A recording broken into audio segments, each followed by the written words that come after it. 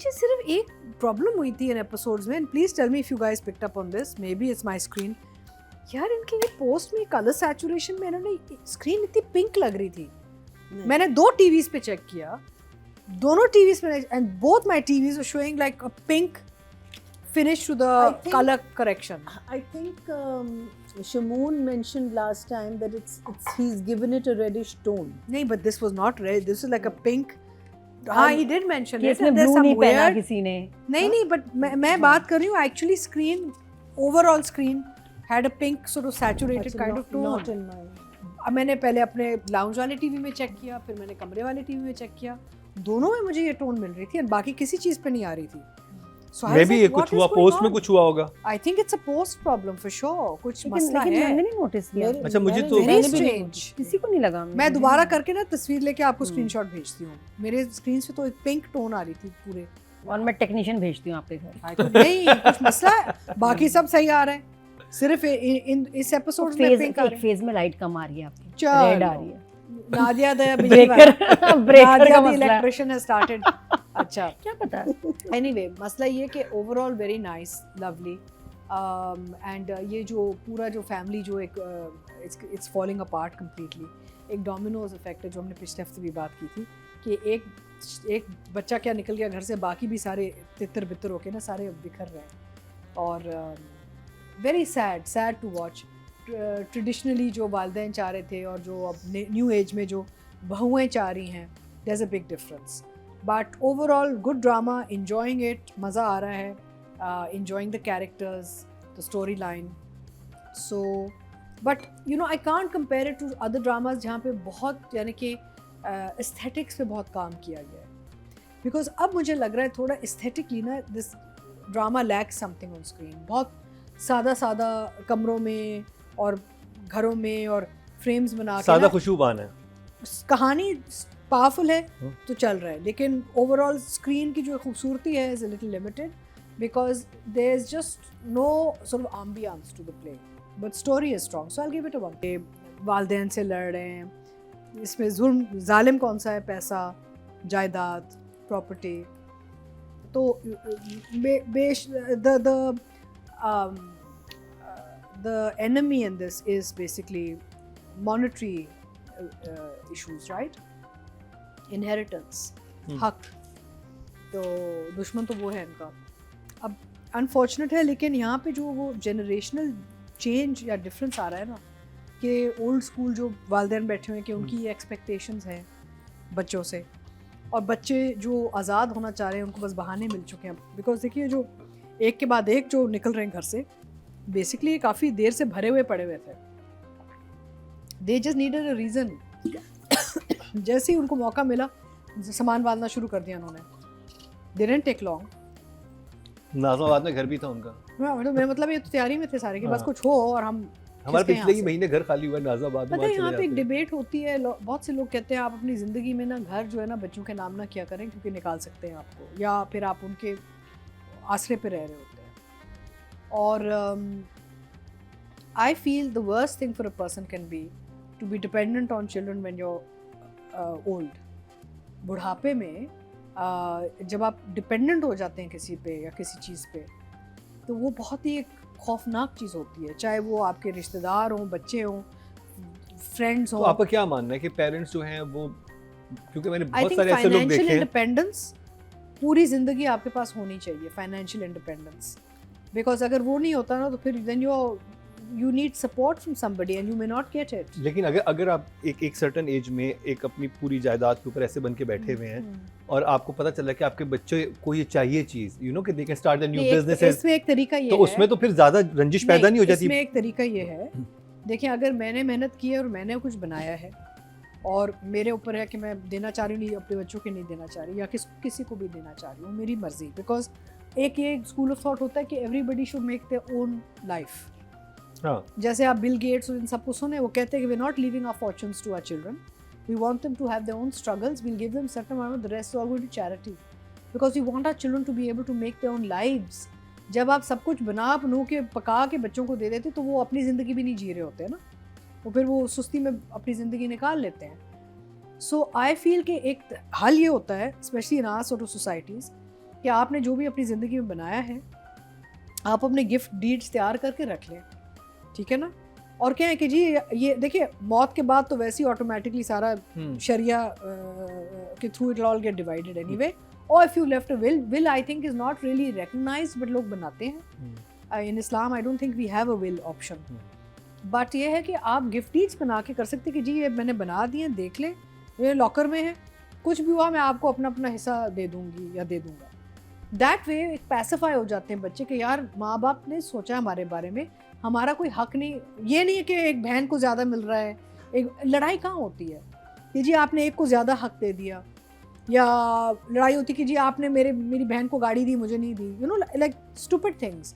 Competition शुरू हो जाती है बिटवीन सिबलिंग्स, भाइयों और बहनों में एक कंपटीशन शुरू हो जाती है। एक मसला नहीं आया था कि अब जैसे ठीक है, मैं ये नहीं कह रहा कि बहुत वेल ऑफ इस लेवल के लोगों के बिलियनियर है मिलियनियर हैं, एक नॉर्मल फैमिली है, उन्हें पता है कि लड़का उसका बिजनेस नहीं चल रहा, वो चाह रहा है कि चलो मेरा हिस्सा मिल जाए, मैं इसको करके कुछ अपना बिजनेस चला लूं। ये एक जॉइंट फैमिली है, हाँ, इन लोगों ने मिलजुल के घर चलाया है। हाँ, इस हद तक कि जब उसकी शादी होती है तो वो कहता है बेटे से कि तुम्हारे वो जो मिले हैं सलामी के पैसे मिले हैं वो ला के दे दो ज़रा।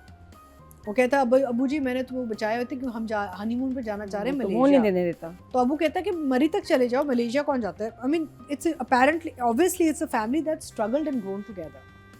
तो अब ऑब्वियसली दे वांट कि अपना अपना वो जो भी है अपनी तो उस बीवियां भी तंग कर रही हैं। जब आप गिफ्ट डीड बना देते हैं जो आपने बताया कि आपने वो दे दिए, अब उसके बाद डोंट यू थिंक वो एक weird kind of feeling kids have कि ओके कब ये जाएंगे हमें चीज़ें मिलेंगी? नहीं देखें जाना तो सबने है, बट गिफ्ट डीड में ये होता है कि उनको ये फीलिंग नहीं आती कि कोई भी एक्सक्लूडेड है। अक्सर प्रॉब्लम कहाँ शुरू होती है जब कोई भाई या बहन की एक फीलिंग आए कि I am not getting my हक। You know, sometimes you can have a favorite or you can do preferential treatment towards somebody. तो तब वो एक सिबलिंग्स में एक लड़ाई या एक दिल में एक बात बैठ जाती है। शायद माँ बाप को ये इंटेंट भी नहीं है, ठीक है ना, may be they have their own reasons for giving कि मैं बेटियों को ज़्यादा दे दूंगा, बेटे स्ट्रगल करके खुद भी बना लेंगे, इनको कम कर दूंगा। वे भी होता है ना, माँ बाप सोचते हैं, कैलकुलेट करते हैं। आई हैव 3 चिल्ड्रन, मेरे पास 2 बेटी और 1 बेटा है, और मैं हमेशा सोचूं यार मैंने बेटियों के लिए क्या करना है, बेटे के लिए क्या, बिकॉज आई एम थिंकिंग कि यार how much of a struggle will the girls have in this society? You know, boys, लड़के जो है ना वो कहीं भी हाथ पैर मार लेना उनका कुछ ना कुछ बन जाता है। Our society, our environment, our country gives boys a lot of more opportunity in some areas than they do to the girls. So you always thinking about the girls more कि यार I don't know, मैं नहीं चाहती कि मेरी बेटियां बेघर हों या उनके सर पे छत ना हो कभी। बेटा तो कहीं भी सड़क पे भी रह लेगा, वो will survive it यार। So it's all about how the parent thinks of the child, right? But the children getting a feeling, फिर आपने अपने बच्चों को इतना unify रखना होता है, and majority of the issue on that is money. जब आप unified तरीके से चलना चाह रहे हैं ना, तो फिर वो होता है कि दिल में इनमें बात ना आए कि माँ या बाप ने एक को ज़्यादा दिया एक को कम दिया, फिर उसमें ना फिर एक jealousy और एक competition बच्चों में शुरू हो जाती है। अब ये जो हम कहानी देख रहे हैं, so it's been told 1,000 times before, but it's being told well.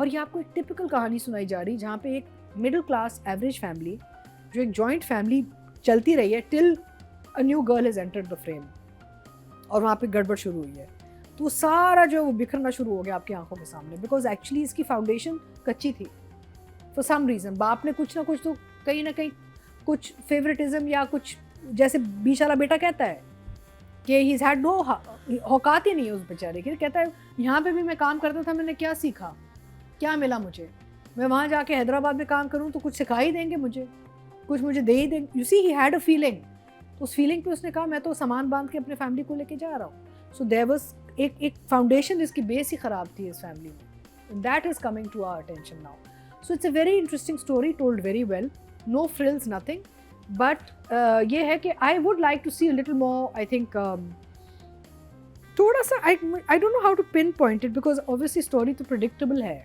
हमें पता है कि कहाँ से कहाँ जाएगी। देखिए बीच में जो एक लेयर आई थी ना, वो हरासमेंट वाली वो चीजें, एक मुझे बहुत इंटरेस्टिंग लग रही थी स्टोरी, वो है, लेकिन अब उसके बाद अचानक से बहुत टिपिकल मुझे लग रहा है ड्रामा का। नहीं वो भी बहुत नहीं वो उसका भी वो भी फाउंडेशन है, that is the base also, because सी उस अगर वो भी देखे ना, माँ कहती है कि काश मैं कभी इसकी शादी कराती ही नहीं कैस की इस हम्म। लड़की से। अगर आप ये शादी ना कराती कभी, आप लोग आपका स्टेटस को यही रहता, that girl would been harassed, God forbid, वो कहाँ चीज जाती, और हाँ। पर्दा रहता ना, हर चीज में पर्दा रहता, वही मैं वो कह रही हूँ चलता कि रहता। इसकी वजह से असलियत सबकी निकल आई है। तो कच्चा जो बेस फाउंडेशन जो हाँ। कच्चा है ना, उसकी असली लड़की के आने से ना सब खुल गया है, कहानी खुल गई है। तो आज और ये बहुत होता है Mukarram, specially in our kind of societies जहाँ पे पर्दा रखा जाता है हर चीज़ पे। भाई इंसेस्ट इतना होता है, इंसेस्ट पे कितना पर्दा रखा जाता है हमारी सोसाइटीज में। There is so much going on in these countries that we never get to know about because people are ashamed कि नहीं Yeah, बात of निकलनी नहीं course. चाहिए। भाई up until recently तो तलाक was supposed to be so shameful। आप अपने माँ बाप के पास जाते कहते जी मुझे वो मारता है पीटता है कुछ करता है मैंने तलाक लेनी, कहते नहीं नहीं बेटा कुछ भी नहीं, चलो ठीक हो जाएगा, बच्चे पैदा कर लो। They wouldn't let you take a divorce thinking what will people say। We are so sort of focused on people's opinions।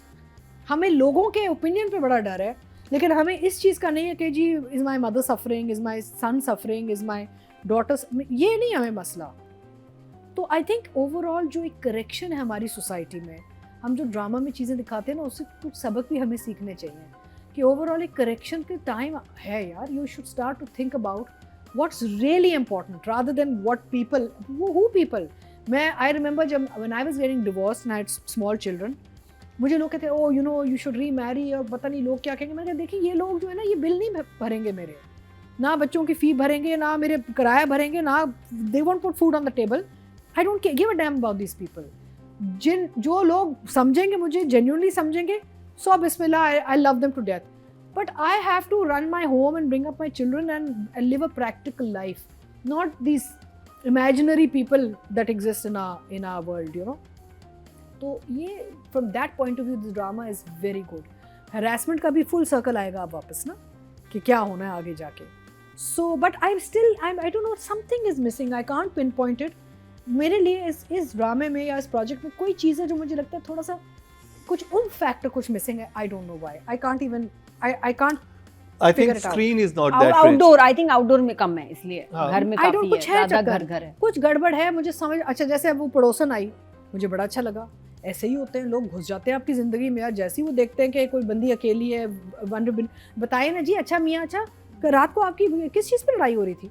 हमारे लोग ऐसे ही होते हैं भाई, ये लात मारो घर से निकालो, मतलब वो दिस पीपल यार। Anyway, I have very, very strong and very clear opinions on interference also. So for Numbers. me, numbers. For me, the numbers would be, I would say, I think I'll give the writing an 8 and the direction a 7.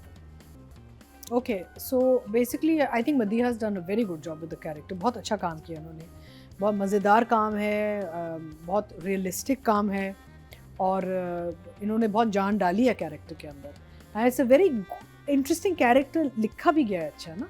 तो again वही बात आती कि अगर आप actor को एक चीज़ अच्छी मिलेगी तो अच्छा काम निकालेंगे, अगर आप उनको ऑन पेपर ही कोई कच्चा काम देंगे तो फिर मेहनत डबल होती है या फिर नहीं होती।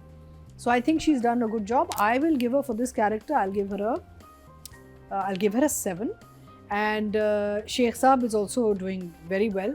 But again, Sheikh Saab has been around a long time and I expect so much more from him, frankly.